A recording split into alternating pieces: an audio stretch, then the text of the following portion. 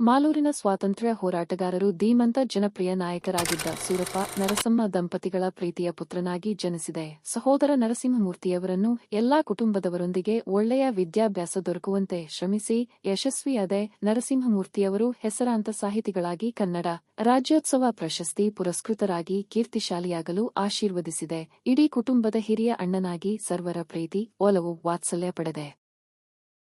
ಜೀವವಿಮೆ ಅಭಿವೃದ್ಧಿ ಅಧಿಕಾರಿಯಾಗಿ ನೂರಾರು ಜನರಿಗೆ ವಿಮೆ ಮಾಡಿಸಿ ಬಾಳಿಗೆ ದಾರಿದೀಪವಾದ ಇಡೀ ಸಂಸಾರದ ಜವಾಬ್ದಾರಿಯನ್ನು ಹೊತ್ತು ಸರ್ವರ ಪ್ರಗತಿಗೆ ಶ್ರಮಿಸಿ ಯಶಸ್ವಿಯಾಗಿರುವೆ. ಕುಟುಂಬದ ಹಿರಿಯಣ್ಣನೆಂದರೆ ಶ್ರೀಸುಬ್ಬಣ್ಣ ಎಂಬ ಖ್ಯಾತ ನಾಮಕ್ಕೆ ಪಾತ್ರನಾಗಿರುವೆ. 100 ವರ್ಷ ಸುಖವಾಗಿ ಬಾಳಿ ಶತಾಯುಷಿಯಾಗಬೇಕೆಂಬುದು ಸರ್ವರ ಅಭಿಲಾಷೆ. ಈಡೇರುವುದು ನಮ್ಮೆಲ್ಲರ ಈ ಅಭಿಲಾಷೆ.